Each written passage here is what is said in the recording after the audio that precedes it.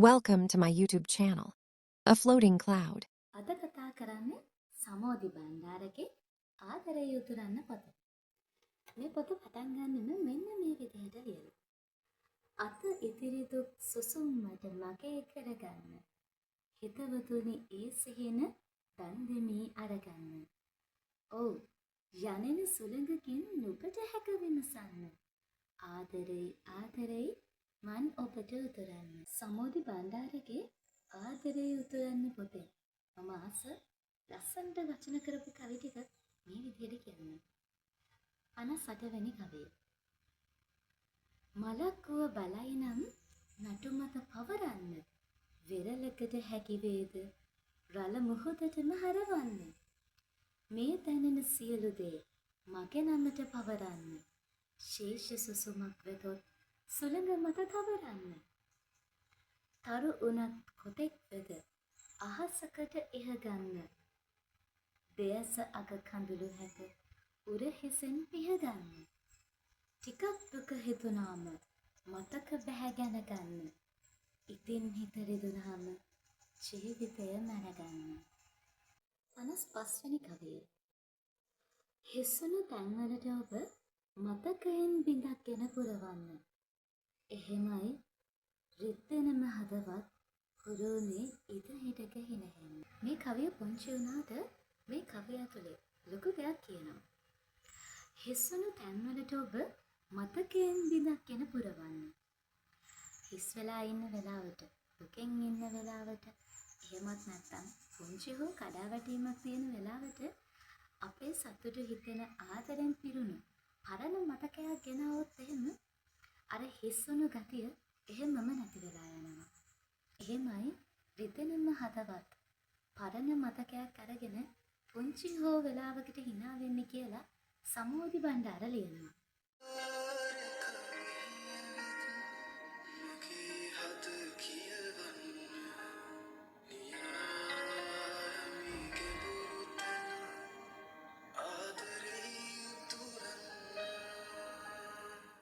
අපාරක මෙහියගේ මගේ හද කියවන්න. ලියා යමි ගැඹුරු තැන් ආදරේ උතුරන්න. ආදරේ උතුරන්න. ඕ මේ වචන ටික අහුනහම අපි හැමෝටම හුරු පුරුදු ගතියක් දැනෙනවා. මොකද ඒ ගීතය අපි හැමෝම අහලා තියෙන ගීතයක්.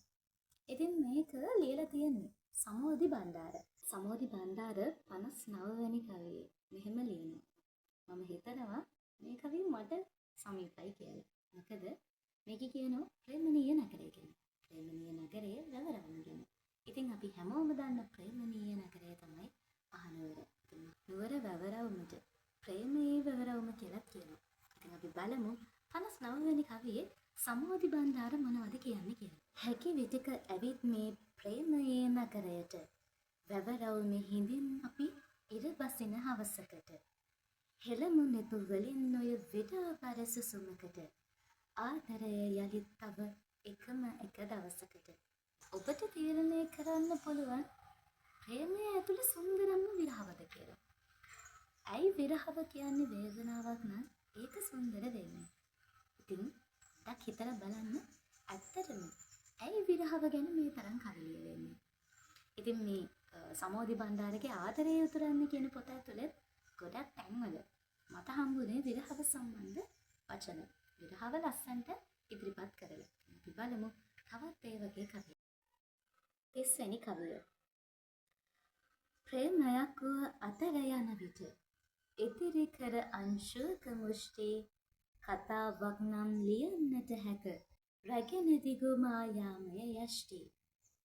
වෙනස් වන තැනෙදි නුඹේ ගැන කියන ඔය ආදරෙහි පෘෂ්ටි කඳුළු තුලසින හව දකින්නට හුරු කරයි ප්‍රේමයක දෘෂ්ටි. ඉතින් කාගේ හෝ කතාවක උනත් අපි භූමයක් දුෂ්ට. නිතර ආරෝපණය වූයෙම නොගැලපෙන තරමේම පෘෂ්ට. සියලු දේ වූ අහිමි වන විට අනුව මේ දහමටම අෂ්ට. වැදෙන තැන් බිබෙන වානියතයි මතක පමණක් කරන්නෂ්ට.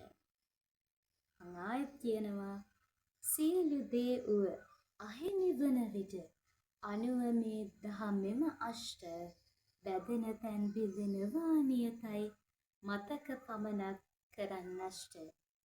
ඉතින් මේ නිසාවෙන් හැම තැනදීම එකතු කරගන්න මතක ලස්සනට තියාගන්න. මොකද බැඳෙන තැන් බිඳෙනවා නියතයි මතක පමණයි අන්තිමට නෂ්ට අවශේෂ වෙන්නේ. ඉතින් මේ නිසා ඔබ එකතු කරගන්න හැම මතකයක්ම හරි ලස්සන මතකයන් විදිහට ඉතුරු කරගන්න. අදරේ උතුරන පොත කියවුවහම තේරෙන එක දෙයක් තමයි සමෝදි බණ්ඩාර කියන්නේ ජීවිතය ගැන හොඳට තේරුම් ගත්ත කෙනෙක් කියන එක. මේ වචන ඇතුලෙන් ඇගේ වයස් මට්ටම කොහොම වෙතත් ඇයි ජීවිතය ගැන තේරුම් ගත්ත කෙනෙක් කියන එක නම් අනිවාර්යෙන් කියන්න පුළුවන්. ඉතින් මම මේ දැන් කියවපු කවිය ඇතුලේ ජීවිතයේ යථාර්ථය ගැන කියනවා. මම ඊට කලින් කිව්ව කවිය ඇතුලේ අටලෝ දහමත් එක්ක අපේ ආගමත් එක්ක ජීවිතේ හැමදේම අතහැරෙන්න පුළුවන්.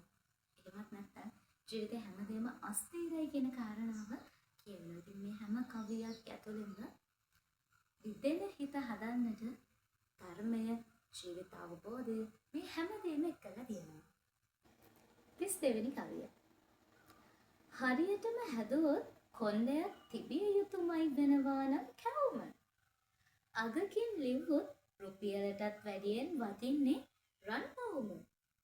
කෙලවරක් හෙව්වොත් පටන් ගත්ත තැනින්මයි ඉවර වෙන්නේ රවුම. තව කොහොම කිව්වත් ඇයට නම් ලස්සනම අර සුදු පාට ගවුම. අහසකම තිබුණත් තරු උනත් අහසක් හිදස් පේනවා තවම. ජීවිතය අරගෙන මැදින් පියු හැකි කියන්න ආදරය බවම. ලියන්නට බැරි තැන පේලි කිහිපෙක සිර කරත් මේ හැඟුම් වුව. අසන්නද පැනයක් එලි වැටක් තිබුණහම ලස්සනද මුළු කවම. මම අහන්නේ එලි වැටක් තිබුණහම ලස්සනද මුළු කවම. ජීවිතයට රටාවක් ඕනේද? එහෙමත් නැත්නම් ගැලපීමක් ඕනේද? රටා නැති ජීවිතේ ලස්සන නැද්ද? ගැලපීමක් නැතුව ඉවර වෙන්නේ නිසදැස්. ඇයි ඒව ලස්සන නැතිද? කවක්කුව ලස්සන වෙන්න එළිවටක් ඕනමද? සිව්පද ආකෘතියේ කවිවලට නම් අපි දන්නවා ලස්සන වෙන්නේ එළිවට ගැලපෙන්න ඕන. එහෙමත් නැත්නම් එළි සමය ගැලපෙන්න ඕන.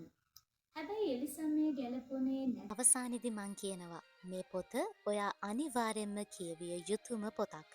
ඉතින් ආදරේ උතුරන්න පොත අනිවාර්යෙන්ම කියවලා බලන්න. ඉතින් ඒ ආදරණීය ආරාධනාව කරන ගමන් අද දවසට වීඩියෝ එක ඉවර කරනවා. ඉතින් ඔයාලා හැමෝම හැමදාම hina වෙලාම ඉන්න.